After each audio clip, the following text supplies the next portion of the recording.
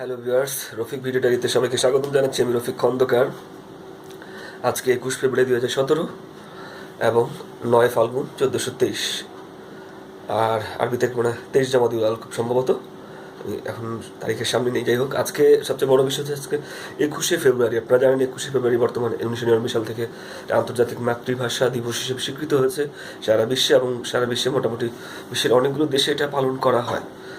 তো আজকে 21 ফেব্রুয়ারি নিয়ে যেটা বাংলাদেশের প্রত্যেকটা পত্রিকায়, আজকে সরকারি ছুটি ছিল, প্রত্যেকটা পত্রিকায় এগুলো নিয়ে নিউজ আছে হচ্ছে।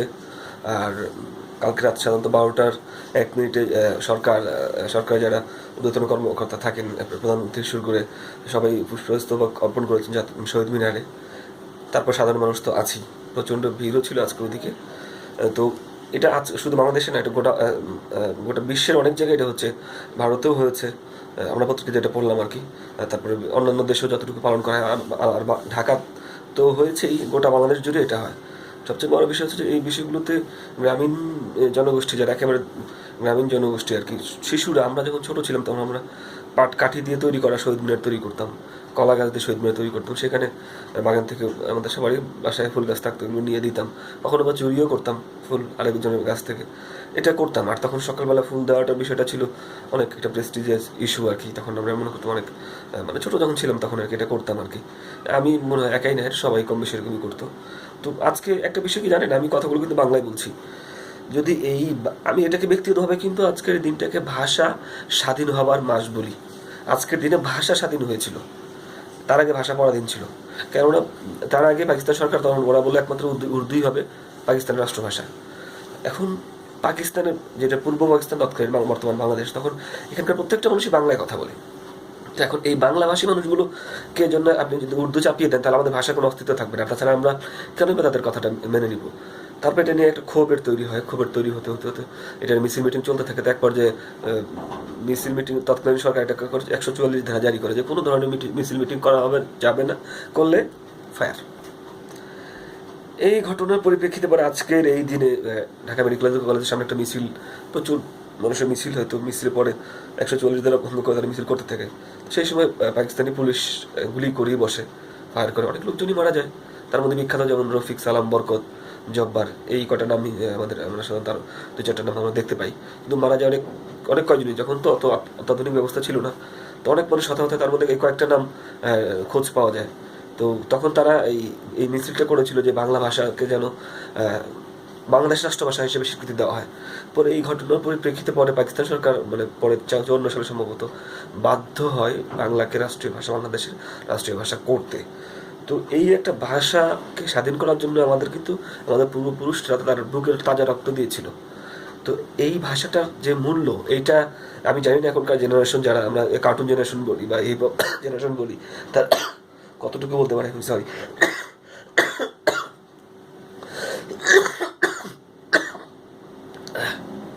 সরি। তো তারা কতটুকু এটা মূল্যায়ন করতে পারে? আমরা সাধারণত দেখি, বিশেষ করে রেডিওগুলোতে আগে যেটা ছিল, অদ্ভুত অদ্ভুত উচ্চারণ।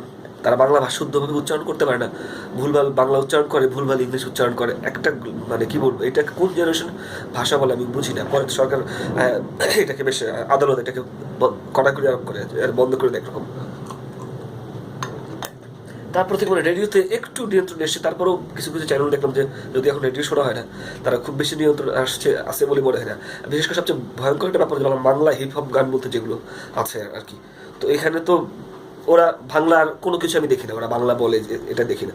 কিছু মানে আঞ্চলিক বলতে একেবারে যে আঞ্চলিকের যেগুলো কথ্য রূপ, একেবারে কি বলবো, রাস্তাঘাটের টোকাই টাইপের লোকজনরা যে এইসব ল্যাঙ্গুয়েজ ইউজ করে, কথা ইউজ করে, এই ভাষার কিছু ভুলভাল ইংলিশ, এগুলো তারা দিয়ে এইভাবে গান করা। এগুলো প্রচুর লোক, ছেলে মেয়ে আছে যারা এগুলো পছন্দ করে, যারা এই ধরনের লোক, ওই টোকাই টাইপ বা একেবারে লোয়ার ক্লাস বা এই ধরনের লোকজন এগুলো আবার পছন্দ করে। অনেক এরকম ভক্তও আছে। তো যাই হোক, ওইদিকে আর না যাই। সেটা হচ্ছে যে এখন সবচেয়ে বড় বিষয় হচ্ছে যে আমি এই ভাষাটাতে কথা বলতে পারছি।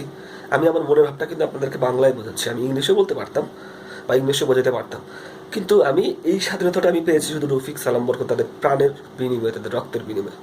এই নিজের ভাষায় যে কথা বলা যে কী তৃপ্তি, এটা আসলে বোঝানো যায় না। আপনি যখন কখনো বিদেশে যাবেন, মানুষের সাথে ইংরেজিতে কথা বলতে বলতে বোর লাগবে। যদি আপনি একজন বাংলাদেশি পান বাংলা কথা বলার জন্য, আপনি তাকে তো বুকে জড়িয়ে ধরবেন যে ভাই একটু শান্তি করে কথা বলতে পারবো। আপনি তাকে কথা তখন বুঝবেন যে আসলে বাংলা ভাষা, নিজের মায়ের ভাষায় কথা বলতে কতটা শান্তি লাগে, কতটা বুকটা হালকা হয়। এটা আসলে যারা এই সমস্যা পড়েনি তারা বুঝতে পারবেন না। আমি অনেক ক্ষেত্রে দেখেছি অনেকজনের সাথে ইংরেজিতে কথা বলতে বলতে এক পর্যায়ে আর ভালো লাগে না, টেস্ট পাই না, পরে আবার বাংলাতে কথা বলা শুরু হয়ে যায়। কারণ এটাতে যে মজাটা, ওটা অন্য ভাষা সেটা নেই। অন্য ভাষা তো আমাদের কাছে একটা চাপিয়ে দেওয়া একটা ভাষা, কিন্তু বাংলা তো এটা নেই, এটা আমাদের বাইবর্ন, আমাদের রক্তে মিশে আছে এটা। তো আমাদের সবার আঞ্চলিক ভাষা আছে, সবার থাকবে। বাংলাদেশে অনেকগুলো অঞ্চলের ভাষা আছে, সেগুলো মিলে একটা স্ট্যান্ডার্ড যে ভাষাটা সেটা হচ্ছে যে শুদ্ধ বাংলা, যেটা বলে প্রমিত বাংলা। তো আমার মনে হয় প্রত্যেকটা মানুষকেই প্রমিত বাংলায়, যারা বাংলাদেশি, শুদ্ধ বাংলায় কথা বলার চর্চা করা উচিত। প্রচুর পরিমাণে ভুলভাল বাংলায় কথা বলা হয়, ভুল উচ্চারণে কথা বলা হয়, এবং রিক্সা, বাস, বিভিন্ন জায়গায় প্রচুর ভুলভাবে লেখা হয়। তো এই ভুল লেখালেখির কারণে বাংলা ভাষা আমরা নিজেরাই সচেতন না, আমরা বাংলা শব্দগুলো ভুলে যাই। আমরা শব্দগুলো তো বইপত্র দেখে বা কোথাও দেখেও লিখতে পারি, সেটা করা হয় না। তো এই জিনিসগুলো খুবই ভয়ঙ্কর একটা বিষয়, বাংলা ভাষাকে বিকৃত করছে। এর জন্য কয়েকটা অনেক সিনেমা পরিচালক বা নাট্যকার তারাও দায়ী, তারা এই জিনিসগুলোকে পুশ করেছে, তাদের বাণিজ্যিক স্বার্থে মানুষের এই জিনিসগুলোকে পুশ করেছে। মানুষ এই ভুলভাল শব্দগুলো ইউজ করতে করতে ভুলভাল কথ্যরূপটাকে তারা ধরে ফেলেছে। এরা কি করতো, ওই বাণিজ্যিক শুধুমাত্র টাকার জন্য তারা এই জিনিসগুলো মানুষের মধ্যে পুশ করতো। এখন তারা হয়তো বলে ফেসবুক স্ট্যাটাসে লিখে যে আমরা অতীত নিয়ে ভাবি না, অতীত নিয়ে ভাবি হ্যান ত্যান এসব বলে দায়িত্ব এড়ানোর চেষ্টা করে। আমি বিখ্যাত একজন পরিচালককে মেনশন করে বলছি, যিনি বর্তমানে বিতর্কে আছেন। তো সে প্রথমে এরকম এইসব জিনিসগুলো, এই ভুল বাংলা বা কি বলবো, সেই বলেছিল যে ভাষা পরিবর্তনশীল। হ্যাঁ, ভাষা পরিবর্তনশীল, তার মানে এই না যে আমরা পরিবর্তন করতে করতে দিকটাই পরিবর্তন করে দেবো। কিন্তু হওয়া উচিত না। তাহলে আমাদের মানদণ্ডটা কি থাকলো? আমাদের তো একটা মানদণ্ড থাকা উচিত, আমরা এই মানদণ্ড অনুযায়ী আমরা কাজ করবো, এই কথা বলবো, এটা কি থাকলো?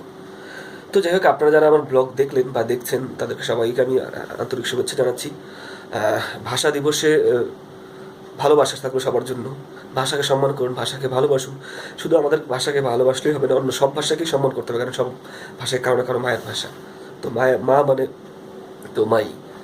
বাংলা ভাষার সবচেয়ে প্রিয় শব্দ আমার মনে হয়, বাংলা ভাষায় সবচেয়ে প্রিয় শব্দ সম্ভবত মা।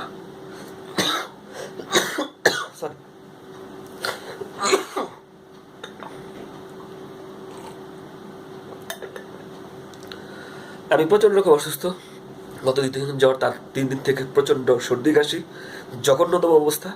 আমার ব্লগ কথা বলতে আপনাদের দেখলেন, আমি খুব ডিস্টার্ব করলাম আপনাদেরকে, আমি খুবই দুঃখিত।